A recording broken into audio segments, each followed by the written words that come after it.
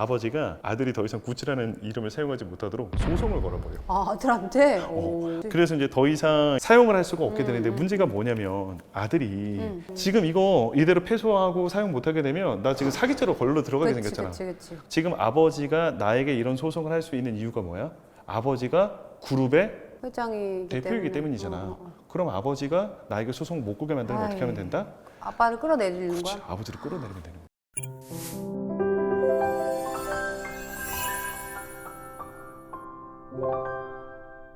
구찌오 구찌라고 하는 사람이 창업을 해서 쭉 성공 궤도에 올랐고 그리고 둘째 아들 알도 구찌가 위기를 기회 삼아가지고 이제 구찌라고 하는 브랜드가 전 세계적으로 유명해졌잖아. 근데 이 알도 구찌라고 하는 사람한테 아들이 있었거든. 파울로 구찌라고 하는 사람이 있었어. 아, 파울로 구찌. 들어본 적 있지? 오. 이거 알면 MG 아니야. 난 모르겠는데? 파울로 구찌? 너무 생소한데? 왜냐면 내가 봤을 때 MG들은 절대 파울로 구찌 몰라. 파울로 구찌 있었거든, 예전에. 그러니까. 막 약간 마트 같은 데서도 팔았어, 맞아, 구찌. 맞아. 파울로 구찌는 약간 뒤에 구찌는 구찌인데 저가형, 그치. 고급형 구찌라고 해야 되나? 약간 그러니까, 그런 느낌이 아니었어? 맞아. 어떻게 된 거냐면 알도 구찌가 이제 기업을 이제 쭉 이끌어가고 있었는데 아들이 이제 파울로 구찌는 그냥 아버지 밑에서 일 배우고 그냥 그 그룹을 물려받으면 될 텐데 아버지 밑에서 일을 배우지 않고 자기만의 길을 걸어가겠다라고 하면서 일을 그만두고 자기 브랜드를 런칭해버려. 그게 바로 파울로 구찌야. 근데 문제가 뭐냐, 이 남자가 디자이너로서 엄청난 능력이 있어서 나온 게 아니야. 약간 좀 반발심에 나온 것 같아. 자기가 지금 밀어붙일 수 있는 건 하나밖에 없어. 내 성이 구찌라는 구찌요. 거. 근데 정말 뭔가 디자인이나 뭐 아니면 제품에 큰 뜻을 품고 나왔다면 사실 구찌라는 이름 없이도 성공했어야지. 그렇겠지. 근데 이 사람은 어떻게든 좀 성공을 하고 싶은데 자기가 내세울 건 구찌라는 이름밖에 없잖아. 그러다 보니까 약간 브랜드 장난질을 쳤던 것 같아. 그래서 자기가 제품을 직접 만드는 게 아니라 여기저기 그냥 이름만 빌려주면서 돈을 막 벌기 시작하는 거야. 그러다 보니까 아까 누나가 얘기했던 것처럼 구찌인데 마트에서 파는 맞아. 이런 저가 사태까지 벌어지게 되는 거야. 고급형 구찌. 오리지널 구찌 입장에서 보면 너무 타격이 큰데? 이거 좀 이미지 타격이 굉장히 이미지 타격이 심하잖아. 너무 커. 누나가 만약에 알도 구찌였다면 누나라면 어떻게 할 것 같아? 근데 이런 경우는 진짜 화가 날 것 같은 게 되게 긴 시간 이걸 쌓아온 히스토리가 있는데 그치. 아들이라는 이유로 와서 이거를 내 커리어를 무너뜨리는 거는 아들이어도 사실 용서하기 좀 그렇지. 어려울 것 같아. 정상적인 부모면 데리고 와서 설득하고 달래고 뭐 그러지 혼도 좀 내고 말아라. 어떻게 해서든지 이걸 좀 좋게 좀 수습을 할 텐데 그랬으면 이 집안이 도파민 집안이 아니었을 거야. 좀 극단적으로 가죠. 아들도 그렇고 아버지도 그렇고 뭐 부인도 그렇고 다 하나같이 좀 극단적인데 아버지가 아들이 더 이상 구찌라는 이름을 사용하지 못하도록 소송을 걸어버려. 아, 아들한테? 결론적으로는 아버지가 이겨. 당연히 이겼겠지. 그래서 이제 더 이상 사용을 할 수가 없게 되는데 문제가 뭐냐면 아들이 지금 이거 이대로 패소하고 사용 못하게 되면 나 지금 사기죄로 걸로 들어가게 생겼잖아. 그치. 근데 아버지가 대학 안 통해. 지금 아버지가 나에게 이런 소송을 할 수 있는 이유가 뭐야? 아버지가 그룹의 회장이기 대표이기 때문이잖아.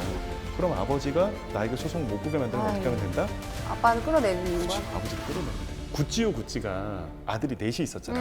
둘째가 알도 구찌, 그리고 넷째 아들. 그 로돌프 구찌라는 사람도 있었다라고 했었잖아. 이 로돌프 구찌는 사실 형이 워낙 사업가 기질이 뛰어나다 보니까 평생 그냥 형의 뒤에서 형을 든든하게 좀 지원해주는 그런 역할을 하고 있었거든.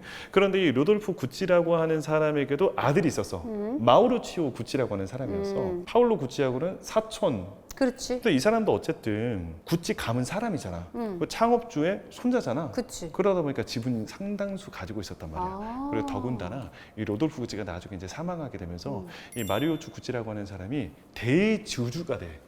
아들한테 그걸 다 물려. 그렇지. 그러다 보니까 이 파울로 구찌가 마우르추 구찌한테 살짝 다가가서 너 구찌 회장 되고 싶지 않냐? 아니 사촌지간이잖아. 그럼 큰 아빠를 그렇지. 같이. 어쨌든 파울로 구찌도 지분이 어느 정도 있었을 거 아니야. 아들이었으니까 너가 나를 도와서 이사회 열어가지고 우리 아버지 끌어내려버리고 너가 회장 될 수 있도록 나도 지분 이렇게 보탤 테니까 한번 해보자고. 하고. 그래서 그때 당시 마우리추 구찌랑 협업을 해가지고 아버지를 결국 끌어내리는데 성공해. 진짜? 그런데 문제가 뭐냐? 불안한 거야. 아버지는 이미 능력을 보였던 사람이잖아. 분명히 지지하는 세력들이 있을 거란 말이야. 우리 둘이 합심해가지고 아버지를 끌어내리기는 했지만 아버지가 언제 어떻게 다시? 컴백하실지 몰라. 이게 너무 불안했나 봐. 그래서 아들 파울로 구찌가 무슨 짓을 했냐면 아버지를 탈세형으로 신고해버려. 그래서 실제로 아버지가 징역으로 끌려가 감옥까지 가. 감옥도 가? 1년 1일의 징역을 선고해요. 근데 여기 1년 1일이잖아. 왜 1일일까? 아, 그때 당시에는 그 법으로 1년까지는 집행유예가 가능해. 그러니까 1년 이하의 형을 받으면 감옥에 가지 않고 그냥 집에서 이렇게 그 수감 생활을 대신할 수도 있거든. 그래서 1년 1일을 선고를 했다라는 건 무조건 감옥에 가야 보내겠다라는 거야. 그런데 그때 당시 알도 구치 나이가 81살이었어. 자기 아버지 구찌 구찌 밑에서 이 브랜드 계속 쌓아 올리면서 평생을 이 브랜드에 바쳤을 텐데 어떡할 거야? 와. 좀 허망하셨을 것 그래 같아. 진짜 그랬겠다. 그래서 그 이후로 이 알도 구찌가 세상에 드러나지를 않아. 세상에 싹 잊혀져. 그랬을 것 같아. 아무것도 하고 싶지 않았을 그랬을 것 것 같아. 같다. 마우리츠 구찌가 이 최대 주주가 되면서 이제 구찌 회장이 되는데 사실 이 사람은 아무런 관심이 없어 회사에. 이 사람은 넷째 아들의 아들이잖아. 절대 구찌를 물려받을 사람이 애초에 아니었던 거야. 그러다 보니까 관심도 없었을 것 같고 회사 운영에도 관여하지 않았었던 사람이었는데 어쩌다 보니까 자기가 회장이 돼버린 거잖아. 그래서 이 남자 스스로 판단을 했을 때에도 내가 계속 회장직을 이어가는 것이 도움이 되지 않겠다라는 생각이 들었던지 가족들의 동의를 얻어서 자기가 가지고 있던 지분의 전체를 인베스트 코프라고 하는 회사에 전부 다 매각해버려. 잘했네. 현명한 판단이었다. 오히려 구찌 브랜드 입장에서도 이게 뭐 더 다행일 수 그렇지, 있어. 그럴 수 있지. 근데 딱 이제 여기까지만 왔으면 아 그냥 그랬구나 하고 넘어갔을 텐데 이게 끝이 아니야. 아, 이 남자가 구찌 회사를 떠난 지 한 1년 6개월쯤 지난 어느 날 1995년 3월 그가 일하고 있었던 밀라노 사무실 로비에서 시체로 발견돼. 어, 갑자기? 그러니까 오전 8시 30분 이 남자가 이제 평소처럼 밀라노에 있는 자신의 이제 사무실로 걸어가고 있었는데 딱 그 건물 로비로 들어가는 그 순간 어떤 남자가 급하게 따라 들어오더래. 그러더니 품에 안고 있었던 총을 탁 꺼내 들어서 현장에서 총을 쏴라. 어머. 그리고 밖으로 빠져나가려고 하는 순간 도어맨이 길을 막았을 거 아니야. 도어맨에게도 총을 쏴버리고 준비되어 있었던 차를 타고 도주해버려. 어머. 청부살인다 이거는. 그렇지. 어. 이건 누가 봐도 청부살인이거나 원한 관계 그치, 살인인 거야. 그치. 계획 범죄인 거지. 그치. 그러니까 미리 이동 동선도 다 파악을 했다라는 어. 거고 현장에 어떤 사람이 있는지도 확인을 했을 거고 심지어 차량이 미리 대기하고 있었잖아. 이건 철저하게 계획을 했다라는 거야. 어머, 누가 그런 거야? 자, 이게 95년도잖아. 30년 전이야. 그때 당시에는 과학 수사가 한계가 있잖아. 맞아. 범인 찾기 어려웠겠구나. 그래서 경찰이 그때 당시 사건 조사하고 기본적으로 용의자를 지목하는 데만 2년 걸려.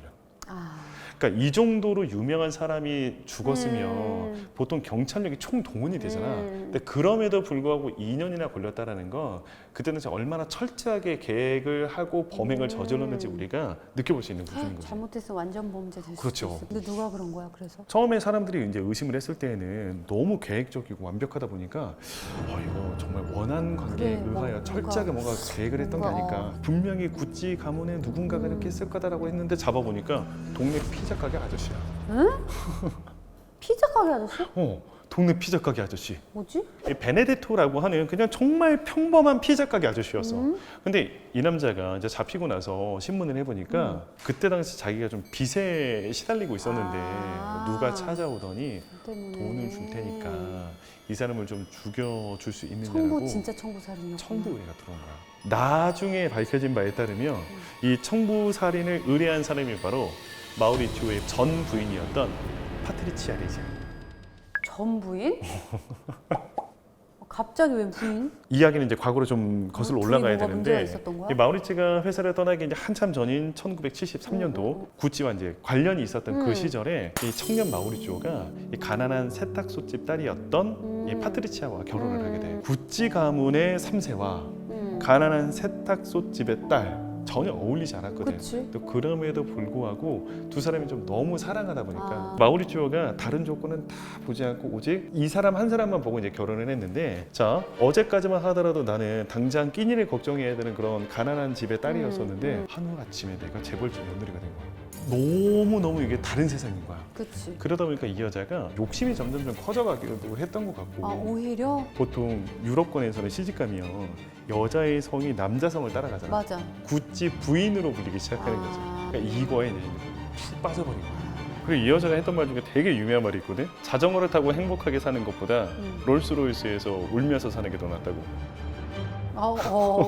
그녀의 어떤 신념이나 가치관을 그치. 정확히 그렇지. 보여주는 얘기네. 그러니까 이 여자 입장에서는 어떻게든 자기가 이 구찌를 막 차지하고 싶은, 그러니까 자기가 구찌 부인으로서 그 구찌를 상징하는 그런 존재가 되고 싶은. 근데 남편은 관심이 없잖아. 근데 누나가 한번 상상을 해봐. 나는 회사 일에 별로 관심도 없고 나는 그냥 내 인생을 즐기고 싶어. 나는 정말 너무너무 사랑해서 이 여자와 결혼을 했단 말이야. 몰랐는데 결혼을 하고 나서 보니까 와, 이 여자 욕망에 나 돈 보고 결혼한 것 같아. 그- 그리고 시집 오자마자 계속 내 옆구리 찔러가면서 막 일하라고 빨리 시키고 하라고. 뭐 사업권 따오라고 싫어졌을 하고 것 같아 나는. 정들어졌을 너무 것 같아. 정떨어질 것 같은데. 당연히 이제 두 사람의 관계가 이제 틀어지기 시작하고 결국에는 이제 이혼을 당하게 돼. 그런데 뭐 그냥 이혼 당하지는 않았고 합의금으로 6억을 받았고 거기에 플러스 매년 9억씩 받는 걸로. 진짜 큰 돈이었거든. 그치. 근데 근데- 그 그녀의 마음에는 성이 차지 않았을 것 같아. 그치. 왜냐면 나는 가만히 있으면 구찌를 내가 통째로 먹을 수도 맞아, 있었는데. 맞아. 근데 심지어 문제가 또 뭐냐면 마우리cio 구찌가 이혼을 했을 당시에 마음을 품은 다른 여인이 있었어. 아, 여자가 있었어. 그래서 이혼을 했구만 또. 그때 당시 파울로 프랭키라고 하는 여자였었는데 이 파울로라고 하는 여자가 하필이면 또 파트리치아의 친구야. 나 친구의 친구 너무 힘들어. 왜 그래? 차라리 딴 사람이 낫다? 그 얘네들은 왜 그러는지 나도 그러니까. 모르겠지. 아니, 파트리치아 입장에서는 정말 견딜 수 없을 정도의 좀 분노를 그랬을 느꼈을 것 것 같아. 같다. 그러니까 이 여자 스타일을 보면 어. 그 허영심도 장난 아니고 그 좀 욕심이 좀 많은 맞아, 여자인 게 맞아. 느껴지잖아. 맞아. 그런데 내가 구찌 부인에서 쫓겨난 것도 지금 너무 화가 나는데 내 친구가 그 자리를 차지했어. 용서가 안 될 거야. 용서 안 되지. 그때 당시 파트리치아가 어떻게든 좀 복수를 하고 싶어서 지금 칼을 갈고 있는데 이때 파트리치아에게 접근했었던 여자가 바로 이 여자. 피나 아우리 엠마. 우리로 치면은 무당이야. 점성술사. 둘이 또 이제 막 모여서 저주를 퍼붓고. 그치. 이제 이 여자는 마우리치오에 대한 그 분노를 막 삭힐 수 없는 상황이었었고 막 정말 남편을 죽여버리고 싶다는 그런 막 의사까지 피력을 하자 이때 엠마가 제안을 하지. 원하면 내가 죽여주겠다고. 빚에 시달리고 있었던 우리 피자 가게 아저씨. 피자 가게 한 그때 당시 돈으로 한 3억 5천 정도? 많이 받고. 26만 달러를 그때 제안을 당시 했어. 돈으로 그때 3억 당시 5천이면은. 마리조 피살 사건이 이렇게 해서 벌어지게 돼. 아, 근데 더 황당한 건 뭐냐면 범인이 잡힐 때까지 2년 걸렸잖아. 그럼 그 2년이라는 시간 동안 이 파트리치아가 뭐를 했을까? 이게 중요한데 전 남편이 죽었을 때 파트리치아는 뭐 했을 것 같아? 또 설마 또 찾아가서 울고. 오히려 장례식장에 더 울고. 참석해가지고 더 많이 눈물을 흘리고 인터뷰까지 저거야? 하면서 어머 얼굴까지 빨개지면서 운다야. 우리가 비록 이혼한 사이이기는 했었지만 내 인생에서 내가 가장 유일하게 사랑했던 사람은 마우리치오였다면서 그 악어의 눈물을 흘리기 시작하는 근데 거지. 저 여자의 허영심이 되게 보이는 게 저 장례식장에서 되게 화려해. 그러니까 마우리치오는 이미 파울러만 재혼을 했음에도 불구하고 전 부인이 저 자리에 아. 찾아가 저렇게 눈물 흘리면서 해버리면 일부러. 모든 시선이 이 파트리치아한테 가게 되잖아. 진정한 구찌 부인은 나다. 약간 이런 걸 좀 보여주려고 했었던 게 아닌가. 먹이려고 나간 거네. 그렇지. 한마디로. 그 복수하려고 나간 거야. 어찌되었건 파트리치아는 결국에는 이제 청부살인 혐의가 이제 밝혀지게 되면서 감옥에 이제 끌려가게 되는데 29년형을 받았어. 29년이면 굉장히 중형이잖아. 근데 문제는 이 여자가 26년을 복역을 하고 모범수로 이제 석방이 되었는데 빠져나오자마자 했던 일이 뭐냐면 자기가 나갈 수 있는 인터뷰는 다 나가. 뭐야 관종이네. 그러면서 이 여자가 어떤 주장을 하기 시작하냐면 자기가 죽인 데는 다 이유가 있다. 자기는 그 누구보다도 이 구찌라는 브랜드를 지키고 싶었고 그 누구보다도 구찌를 사랑했는데 이 구찌를 망쳐버린 게 자기 남편이라고. 진짜? 그러니까 자기는 어쩔 수 없이 아유 안타깝다. 구찌를 위해서 복수한 거다라는 이런 식으로 막 이야기를 하기 시작하는 거야. 어머. 그러니까 자기 합리화를 시작을 하는 거지. 진정한 그 구찌 마담은 여전히 나다. 어머. 이러면서 아직까지도 그냥 자기가 구찌 주인인 것처럼 행세를 하고 다녀. 어머. 그래서 밀라노 시내에서 자주 보이는데 온 몸을 명품으로 뒤덮고 막 쇼핑하러 다니면서 여전히 자기가 마담 구찌인 것처럼 행동하고 다니지. 불쌍하다. 그래도 살 돈이 있나 보네. 왜냐면 남편한테 위자금도 많이 받았고 매년 돈을 받았잖아. 그러니까 범죄를 저지르기는 했어도 그 돈은 남겨져 있는 거지. 불행 중 좀 다행이었던 건 구찌 가문이 이런 구설수에 오르기 전에 어쨌든 회사를 다 포기해버렸잖아. 이 사람들과 구찌 가문은 관련이 맞아, 없어. 맞아. 아마 구찌 가문이 계속 가지고 있었더라면 지금까지 구찌는 되진 망했을 않았을 거야. 마우리쪼가 이제 구찌를 떠나고 난 이후에 그 직후에 이 구찌의 수석 디자이너가 되었던 사람이 지금 현재 너무나도 핫한 브랜드 톰포드. 브라보. 톰 포드를 바뀌고서 구찌가 확실히 고급스러워지긴 맞아, 했어. 맞아. 명품 느낌이 그때부터 났던 것 같아. 맞아. 그리고 나서 내가 이태리 살 때 구찌에 잠깐 빠졌었던 적이 있었거든. 그때가 플로라 시리즈. 저 때도 또 다른 되게 획기적인 센세이셔널한 인기가 있지 않았어? 그 프리다 지아니니가 맞아. 그때 당시 이제 구찌의 그 다음 수석 디자이너로 맞아. 오면서부터 구찌가 굉장히 좀 화사해지기 시작했지. 180도 다른 느낌으로. 완전 다른 느낌이니까 나는 되게 보면서 신기한 게 디올이나 샤넬 같은 경우에는 창업주의 맞아. 색깔이 너무 강해버리니까 맞아. 그 뒤로 누가 오더라도 느낌이 안 바뀌거든. 맞아. 근데 구찌는 디자이너 바뀔 때마다 확. 확 바뀌어. 같은 브랜드라는 느낌이 안 들어. 구찌는 약간 그게 좀 맞아. 매력인 것 같아. 맞아. 그리고 2015년에 알렉산드로 미켈레, 이 사람이 또 대박이었잖아. 이 남자가 구찌 수석 디자이너로 들어오면서부터 구찌 분위기가 완전 또 달라졌지. 그리고 사실은 이때부터 어린 친구들이 좀 더 투입이 많이 된 것 같기도 하고. 사실 어떻게 보면 굉장히 부담스럽잖아. 호랑이, 뱀 나오고. 나오고. 요거 MZ 세대들이 되게 좋아한다고 하더라고. 맞아. 나는 좀 이제 기대되는 게 구찌가 수석 디자이너가 이제 바뀔 때마다 완전하게 이제 변신이 됐잖아. 지금 맥켈렌 같은 경우에도 7년간 구찌 수석 디자이너 생활을 하고 이제 딱 떠난 상태니까 과연 구찌가 앞으로도 이제 앞으로 또 어떻게 바뀔까? 예전에 우리 작년이었나? 그 경복궁에서 구찌 맞아. 패션쇼 있었잖아. 맞아. 나 그때 되게 좀 충격이었어. 그거는 진짜 엄청난 이슈였었잖아. 그 장소도 경복궁이었었다는 것도 되게 상징적인 의미가 좀 있었던 것 같고, 요즘에 우리 문화가 되게 해외에서도 굉장히 각광받고 있으니까 이런 기회에 좀 더 많이 알려졌으면 하는. 난 그래서 구찌를 시작으로 다양한 명품 브랜드에서 우리의 전통 문화와 너무 관련된 예뻐. 장소에서 많은 나 것들을 한옥 해줬으면 진짜 좋겠어. 좋아. 막장 드라마에서 시작을 했지만 지금 현재는 그들만의 새로운 길을 계속해 나가고 있는 구찌였습니다. 네, 오늘도 즐겁게 보셨다면 조태꾸알 부탁드릴게요.